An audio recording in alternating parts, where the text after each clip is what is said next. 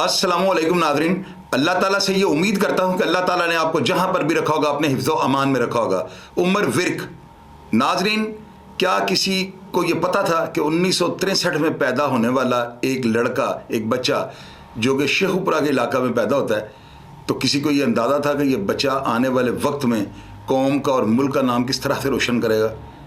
उमर विर्क साहब को जो है ना महकमा पुलिस में इस तरह से याद रखा जाएगा कि अगर इनका जिक्र तारीख़ में ना किया जाए तो मैं नहीं मानता कि वो तारीख़ कंप्लीट होगी। नाज़रीन, थोड़ा मैं आपको माजी में जो है ना लेके चलता हूँ। उमर विर्क साहब से पहले जो इस तरह के जो क्राइम फाइटर पुलिस ऑफिसर थे ना, उनमें अहमद खान चदड़, उनमें ग़ुलाम मोहम्मद कलियार, उसमें अल्ताफ़ जग्गा, उसमें हाकनवाज बलोच, उसके अंदर रऊफ़ डोगर, असलम शाही, राय मीर खरल और अमानुल्लाह वगैरह, इस तरह के पुलिस अफसरान का नाम जो है ना, वो जिस लाइन में लिखा जाएगा, ख्वाह वो ग्रीन हो, ख्वाह वो रेड हो, ख्वाह वो ब्लैक हो, उसी लिस्ट में और उसी लाइन के अंदर जो है ना उमर विर्क साहब का जिक्र लाजमी होगा। जिस तरह से दौर बदलते आए, महकमा में पुलिस अफसरान बदलते आए, इसी तरह हर पुलिस अफसर की एक अपनी स्ट्रेटजी थी जो महकमे में डिलीवर कर गया। ये वो पुलिस ऑफिसर थे जिन्होंने महकमा को जो है नई रवायात का जो है ना एक शाखसाना बनाया, और इन पुलिस अफसरान ने जिस तरह से क्राइम को ख़त्म करने के लिए अपनी काविशें या कोशिशें जारी रखीं, या जिस तरह से इन्होंने क्राइम के लिए फ़ाइट की, इसको इतिहास में ज़रूर लिखा जाएगा। जितनी देर ये महकमा पुलिस के अंदर रहे हैं, ये चीज़ मैं आपको गारंटी के साथ कह सकता हूँ कि महकमा पुलिस में इनके पाए का शायद कोई पुलिस ऑफिसर ना हो। उमर विर्क साहब एज ए ASI भर्ती होते हैं, और इनको जो है ना जो इमरान खान के फर्स्ट कज़न हैं, गालिबन उनका नाम जो है सुहेल खान ASP था, वो IG के होते से रिटायर हुए हैं, उनके साथ भी इनको अपनी खिदमात सर अंजाम देने का एज ए ASI मौका मिल चुका है। ये 90 की बात है। उमर विर्क साहब गालिबन 84 या 85 में जो है इन्होंने महकमा ज्वाइन किया, और ज्वाइन करने के बाद जो है ना महकमे के अंदर 3 रिकॉर्ड जो है ना उमर विर्क साहब का नाम करते हैं। यानी यूँ कह लें कि 3 रिकॉर्ड जो है ना उनका मैंने रिकॉर्ड होल्डर उमर विर्क साहब को करार दे दिया। पहला रिकॉर्ड कौन सा था?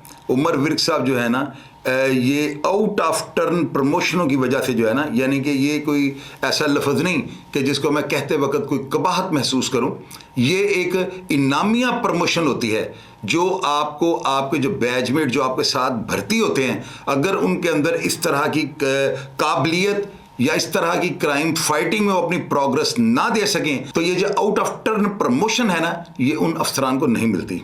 उमर विर्क साहब को ASI, उसके बाद सब इंस्पेक्टर के ओहदे पे आउट ऑफ टर्न प्रमोशन मिली, उसके बाद इसी तरह वो DSP, इसी तरह वो SSP, और इसके बाद वो SSP CIA। मैंने उमर विर्क साहब को पिछले प्रोग्राम में आपको बताया था कि ये ओहदा शायद उमर विर्क साहब की वजह से ही जो है ना CIA में बना हो, वगरना SSP के रैंक के बाद जो कोई SSP के रैंक के ऊपर भी अगर कोई अफसर आता है तो वो CIA में SP तक काम कर सकता है, इसके बाद वो काम नहीं कर सकता। नाज़रीन, उमर विर्क साहब का जो पहला रिकॉर्ड तो वो ये है कि इनकी तमाम तरक्की जो थी वो आउट ऑफ टर्न प्रमोशंस पर मुश्तमिल है। उसके बाद दूसरा रिकॉर्ड ये है कि उमर विर्क साहब ने CIA लाहौर जो है इसको 8 साल तक जो है ना ऑर्गेनाइज किया, क्राइम को रोकने के लिए अपनी खिदमात सर अंजाम दी, और ऐसे इनकाउंटर्स और इस तरह के गैंग, मैं आपको बताता हूं कि माजी में शायद आपको याद हो, एक गैंग था, उसका नाम था बंगाली गैंग। इस गैंग का जो सरगना था वो एक बंगाली था, उसका नाम था बदी आलम। ये गैंग जो है ना उर्दू में घर में जब वारदात के लिए घुसते थे तो ये उर्दू में जो है ना बात करते थे। इस गैंग के बारे में, इनकी वारदातों के बारे में पहला क्लू जो है ना उमर विर्क साहब को वो ये मिला। उमर विर्क साहब ने इसके ऊपर अपनी टीमें, अपनी जो फोर्स थी उसको एक्टिव किया। मुखबर जो होते हैं, जो मुखबर ख़ास भी कहा जाता है जिनको, उनके साथ कांटेक्ट करने के बाद इन्होंने उस गैंग को गिरफ्तार कर लिया, उनसे रिकवरी हुई। और ये गैंग जो है ना उस वक्त अखबारात की जीनत बना होता था। इस गैंग की वजह से अखबारात बिकते थे, लोग इस गैंग के बारे में जानना चाहते थे। ये डकैतियों का लाहौर शहर में जब आगाज़ हुआ, ये उस आगाज़ का गैंग था, बंगाली गैंग। इसमें वो बाजवा एक था, ये सारे बाद में सजा हो गए, इनसे रिकवरी हुई और करोड़ों रुपए का सोना और कैश इनसे रिकवर करके उमर विर्क साहब ने मुद्दईयान को वापस किया। नाज़रीन, इसमें भी उमर विर्क साहब को जो है इंस्पेक्टर बना दिया गया। बहुत बड़ा ये गैंग था और सारे गैंग को ट्रेस करके जो मुतासरीन थे उनका माल छीनना हुआ, उनको वापस दिलाना छोटा काम नहीं था। उमर विर्क साहब ने जो है ना इंस्पेक्टर के अहदे पे भी बड़ा ज़बरदस्त काम किया। इन्होंने कैसर खान जो कि बब्बू खान गैंग का, बब्बू खान का फर्स्ट कज़न भी था, उसको रज़ाक जट को जो है ना पुलिस मुकाबले में मारा। इस पुलिस मुकाबले की जो जंग अखबार में खबर लगी थी ना, वो खबर ये थी कि उजड़ती कातलों को तरबियत देने वाला कैसर खान पुलिस मुकाबले में मारा गया। ये मेरी आंखों से पढ़ा हुआ वाक़या है और मैंने अखबार में जेल के अंदर गालबन ये मैंने 93 में ये खबर पढ़ी थी। रज़ाक जट और कैसर खान जो कि पप्पू बर्फवाला और ये बब्बू खान गैंग, पोला सन्यारा वगैरह के लिए काम करते थे, डकैती करते थे यहाँ पे। नाज़रीन, उस गैंग को इन्होंने ख़त्म कर दिया। उसके बाद हाजी छाना, हाजी एहसान नारोवाल का जो था ना, ये बहुत बड़ा इश्तिहारी हुआ है। इस बंदे के ऊपर जो है हेडमनी भी थी। 33 से ज़्यादा अफराद के मुकदमा कत्ल में जो है ये पंजाब पुलिस को वांटेड था। इसका एक भाई था, अरफान मलंगी उसका नाम था। और सुनने में यह है, ज़राए ने ये बात बताई है और किसी हद तक ये कंफर्म भी है, बाकी कमेंट बॉक्स होता है सच झूठ का, वहाँ पे पता लग जाएगा। मेरे सुनने में यह है कि राना हसीब अंजुम साहब, जिन्होंने इकबाल टाउन दौराने गिरफ्तारी इन दोनों भाइयों को प्लेस ऑफ अकरेंस जाए वकूआ पर ले जाते हुए कत्ल कर दिया। और ये कहा, जिस तरह की पुलिस वालों की एक FIR काटने का तरीकाकार होता है कि दौरान तफ्तीश इनको मौका पर ले जाने के लिए जो है इकदाम किए गए और इनके जो हमलावर साथी थे इन्होंने आकर हमला किया और पुलिस पर फायरिंग कर दी, जिसके नतीजे में इनके अपने ही 2 दोस्त, उसका भाई अरफान मलंगी और हाजी एहसान और छाना मारे गए।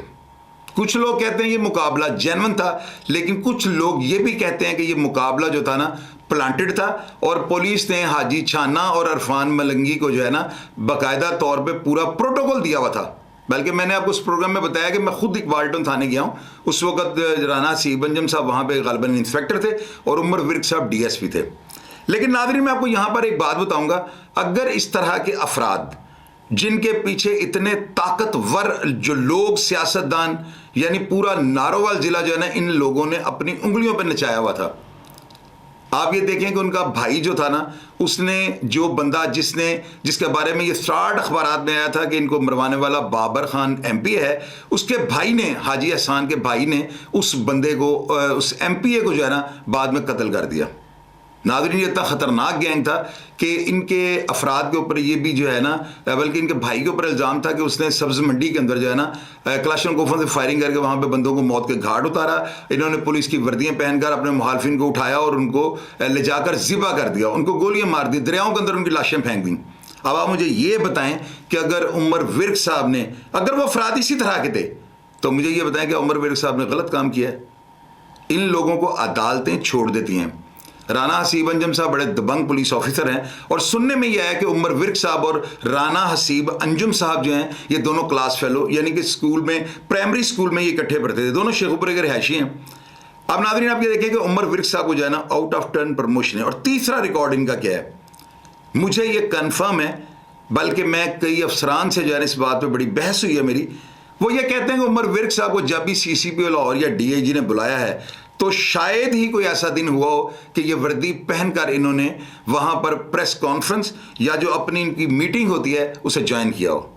जबकि वहाँ पर तमाम पढ़े लिखे अफराद जितने भी SSP SP रैंक पे होते हैं, तो वो तकरीबन पढ़े लिखे और CSS करके आए होते हैं, तो वो वहाँ पर बड़ी अपनी बेइज्जती महसूस करते थे। और यही चीज़ जो है ना इनके ऊपर तनकीद का जो है उसका मौका मिला अफसरान को, और उन्होंने जो है ना जो यंग बॉयज़ जो ASP और SP के उहदों पे बरजमान थे, उनको इस चीज़ का रंज था कि उमर विर्क साहब वर्दी पहनकर क्यों नहीं आते। मेरा नहीं ख्याल कि मैंने कभी उनको मिलकर ये देखा हो कि उनकी आंखों में कोई खौफ या उनके दिल दिमाग पर कोई बदमाशों की दहशत मैंने तारी देखी हो, ये नामुमकिन है। मेरा चूँकि मलिक फ़याज़ साहब के साथ बहुत ताल्लुक़ था, उमर विर्क साहब से मैं कई दफ़ा मिल चुका हूँ, उनकी तबीयत नरम थी, उनका मिजाज बड़ा ठंडा था। सुनने में यह है कि मुलज़मान के साथ जो है वो बड़ा सख्त रवैया रखते थे। नाज़रीन, यहाँ पर आप ये देखें कि अगर वो शख्स मुलज़मान को कैफरे किरदार तक पहुँचाने के लिए बदनामी का भी अगर उन्होंने सामना किया है या लोगों की तनकीद का शायद उनके ऊपर रिटर्न वगैरह भी हुई हो, मैं इस चीज़ से इतना ज़्यादा वाकिफ़ नहीं हूँ, लेकिन डेफिनेटली महकमे में रहकर 110% हुई होंगी। तो नाज़रीन आप ये देखें, ये बंदा सारी ज़िंदगी महकमे में रहकर जो है ना महकमे के लिए लड़ता रहा। क्राइम के लिए इस बंदे ने जो है ना बड़ी ज़्यादा खिदमात सर अंजाम दी हैं। इस बंदे के पास अपनी पूरी टीम थी, यानी इनके जो पुलिस अफसरान जो इनके मातहत थे उनका पूरा एक पुलिस गैंग था। यानी इस गैंग को कुछ लोगों ने अंडरवर्ल्ड का गैंग कहा है। जाहिर है कि मैंने तो आपको कई प्रोग्राम्स में बताया कि मौला मुश्किल कुशा हज़रत अली का जो करमुल्लाह वजहो का एक कौल था कि जिस शख्स का कोई मुखालिफ ना हो वो मुनाफिक है। मुखालफत तो होती है हर इंसान को, और तनकीद ही किसी माशरे को महज़ब बनाने के लिए जो है ना मेन किरदार अदा करती है। नाज़रीन, उमर विर्क साहब जो है ना ये बड़े दबंग पुलिस ऑफिसर थे। इन्होंने अरबों खरबों रुपए की रिकवरी जो है ना उनसे मुल्ज़मान से रिकवर करने के बाद मुद्दईयान को जो है ना दी हैं। इस चीज़ का मैं खुद गवाह हूँ, बल्कि पूरे पाकिस्तान में हर बंदा को ये कहेगा। उमर विर्क साहब जो है ना अपनी बहादुरी, अपनी दिलेरी और आउट ऑफ प्रमोशंस के लेबल लगने की वजह से जो है ना महकमा में जो है ना बड़े, और आपको पता है कि नज़र तो जो है पत्थरों को फाड़ देती है, ये नबियों पैगंबरों को नज़र लग जाती थी, तो उमर विर्क साहब को भी शायद किसी की जो है ना गंदी नज़र खा गई। उमर विर्क साहब के ऊपर मुकदमा बनता है और उमर विर्क साहब को जो है ना उस केस में उनको मुअत्तल कर दिया जाता है। बाकायदा तौर पे इनकी इंक्वायरी का आगाज़ कर दिया जाता है। और ये वो वाक़या था जो मॉडल टाउन वाला थाना है। इसमें और दीगर कई पुलिस अफसरान के नाम थे जो इंस्पेक्टर और गालिबन SP और इस रैंकों पर भी जो मौजूद थे।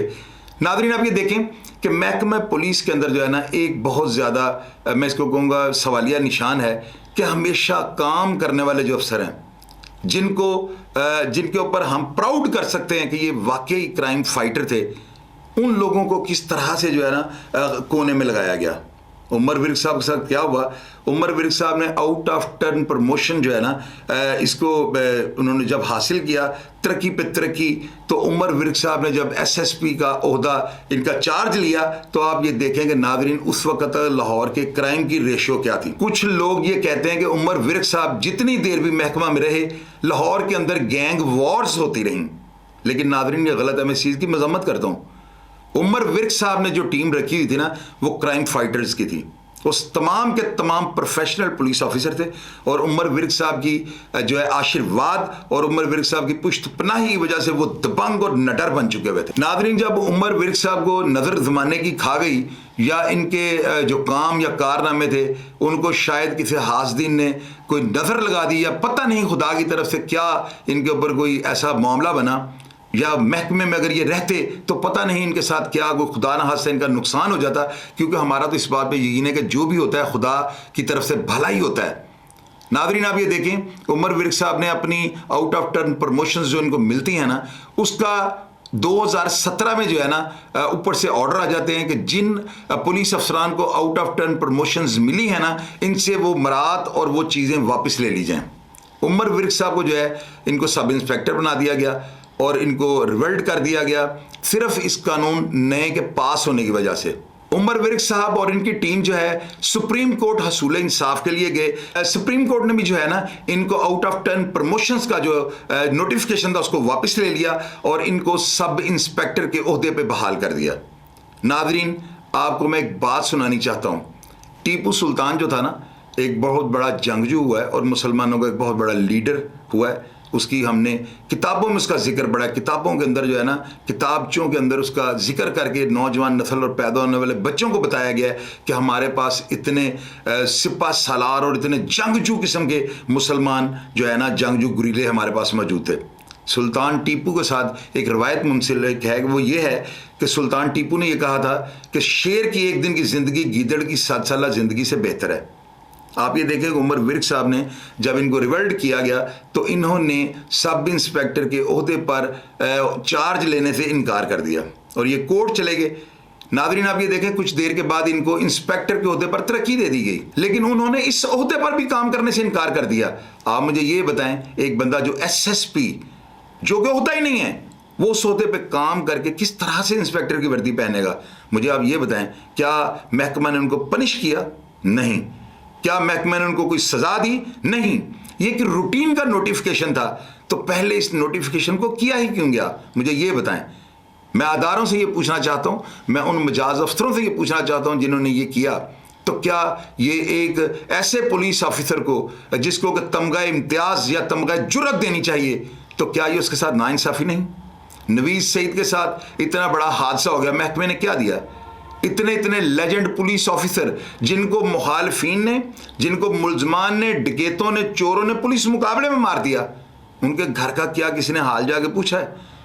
उमर विर्क साहब जो है ना 63 में पैदा हुए और इस जो है ना इसी हिसाब से अब मुझे इस चीज़ का या इस बात का आपको बताते हुए बड़ा अजीब महसूस हो रहा है कि उमर विर्क साहब को जो है ना 31 मार्च 2023 को जो है महकमा से रिटायर कर दिया जाएगा। यानी इसका मतलब 31 मार्च 2023 से जो है ना शायद मेरे मुंह में खाक, अगर मेरी ये बात दुरुस्त हो तो मैं कभी भी नहीं ये चाहूँगा कि मैं या मेरे पुलिस का निज़ाम जो है ना वो इतना बुरा हो कि उमर विर्क साहब की एक मिसाल दी जाए।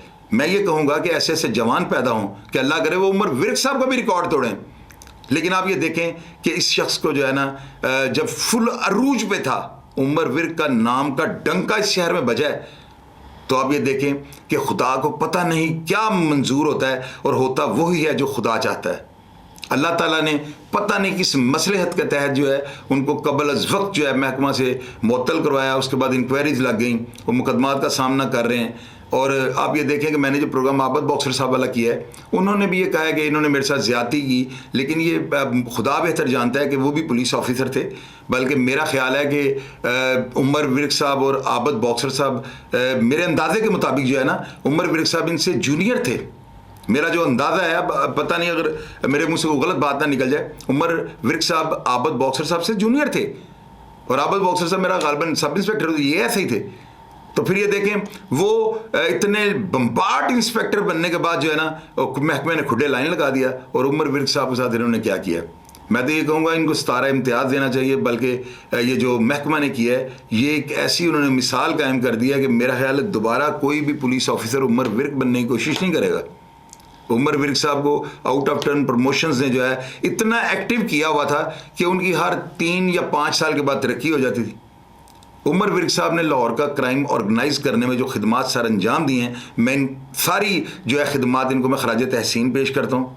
मुझे इस चीज़ का बहुत ज़्यादा रंज है कि हम एक बहुत ज़्यादा ज़बरदस्त, काबिल, मेहनती और दयानतदार पुलिस ऑफिसर से हम महरूम होने वाले हैं। मैं अपने महकमे पुलिस के नौजवानों को ये कहूँगा कि वो विर्क साहब की तरह जो है महकमे में काम करना सीखें और महकमे में रहकर जो है ना वो कभी भी किसी अफसर की ऐसी बात को ना माने जिसका हिसाब उनको जो है ना खुदा की गिरफ्त की सूरत में देना पड़े। शायद उमर विर्क साहब से जाने या अनजाने में कोई ऐसा गुनाह या ऐसी गलती हो गई हो जो खुदा के हुजूर नापसंद हो।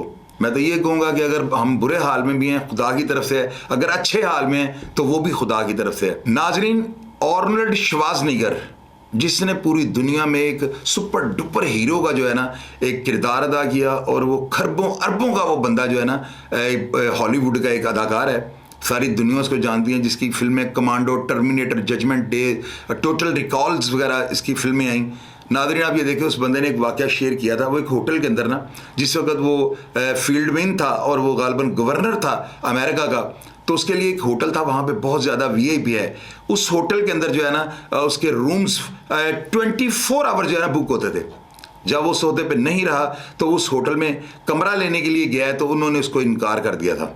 उसने बतौर एहतजाज जो है ना अपना बिस्तर एक ख़रीद के जो है ना उस होटल के बाहर बिछा लिया था और वो उसमें लेट गया था और उसने ये कहा था कभी भी अपने ओहदे पर गुरूर या तकब्बुर ना करना। अल्लाह ताला किसी को देकर जो है उसका इम्तिहान लेते हैं और किसी से देने के बाद वापस लेकर उसको चेक करते हैं कि इसका सब्र का पैमाना लबरेज तो नहीं होता। शायद ये उमर विर्क साहब का इम्तिहान है। मेरी ये दुआ है कि महकमा पुलिस के अंदर जो है ना जितने भी नौजवान हैं वो इस तरह के काम करें कि वो उमर विर्क साहब को भी जो है ना इनका भी रिकॉर्ड तोड़ने की कोशिश करें, जो कि नामुमकिन है।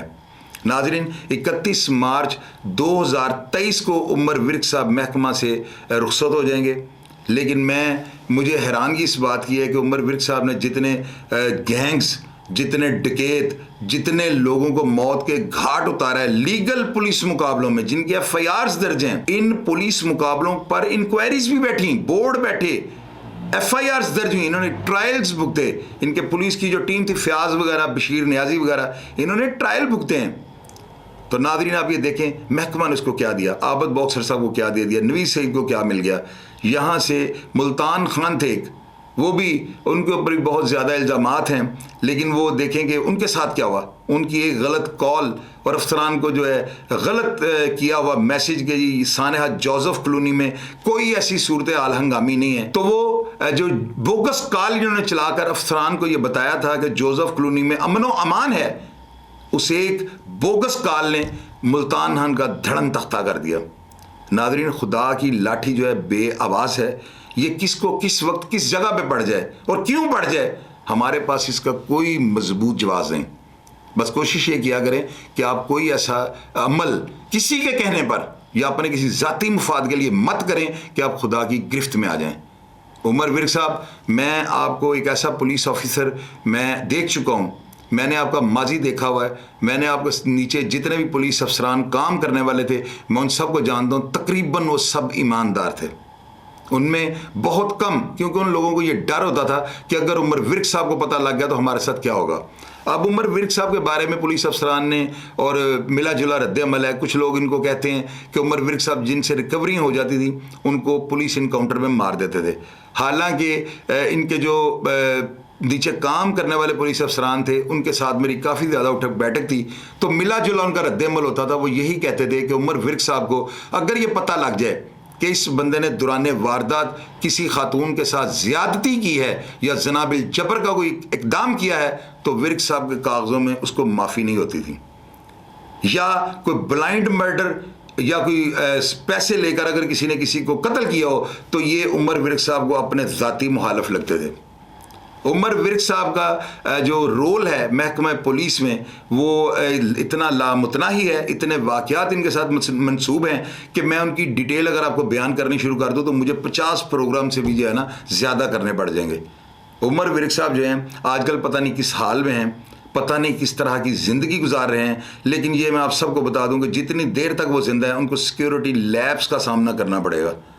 अब जाहिर है जब बंदा एसएसपी के ओहदे पर हो तो हर बंदा जो है ना गाड़ी का दरवाज़ा खोलने के लिए पहले से तैयार होता है, लेकिन अगर इस तरह के हालात बन जाएं और रिटायरमेंट सर पे आ जाए तो आप लोगों को पता है ज़माना भी मुंह फेर लेता है। यहाँ पर हमेशा लोग ताकतवर के साथ ताल्लुक़ रखना जो है ना उसको प्राउड और एजाज़ समझते हैं, जबकि एक ऐसा शख्स जो रिटायर हो चुका हो ख्वाह वो किसी भी होते से हो, लोग कोशिशें कर दें उसका नंबर ब्लॉक कर दें। महकमा पुलिस को चाहिए कि लेजेंड पुलिस अफसरान का मोराल बुलंद करने के लिए उमर विर्क साहब जैसे पुलिस अफसरान को जो है ना इनकी छोटी मोटी अगर कोई गलती होती है तो उसको दरगुजर कर दें और महकमा को ये बताएं और महकमा में इनके बारे में लोगों को ये चीज़ पता लगनी चाहिए कि इन पुलिस अफसरान के पीछे पूरी हुकूमती मशीनरी थी। नाज़रीन, उमर विर्क साहब बहुत अच्छे पुलिस ऑफिसर हैं, मुझे बड़े पसंद हैं। उनको आप ये देखें कि इतने बड़े ओहदे पर लोग कहते हैं कि उमर विर्क साहब ने ये कर दिया, वो कर दिया, फलां कर दिया, ढमकान कर दिया। नाज़रीन, मैं ये कहता हूँ कि जिन अफराद को इनके दौर में पुलिस मुकाबलों में मारा गया, क्या वो मावराए अदालत कत्ल होने के काबिल नहीं थे? क्या उनको अगर इन्होंने कैफरे किरदार पर ना पहुँचाया होता तो आज शहर का अमन या अमन की रेशो कहाँ पर होती? मुझे आप ये बताएं। हम लोगों की ज़िंदगी, हम लोगों का पैसा, ताजर जो थे वो सारे शहर के गैर महफूज थे और उमर विर्क साहब को जो है ना टैका और शिशकला इतना था शहर में कि नाज़रीन आप यकीन करें कि एक झलक देखने के लिए लोग जो है ना एक दूसरे के ऊपर चढ़ जाते थे।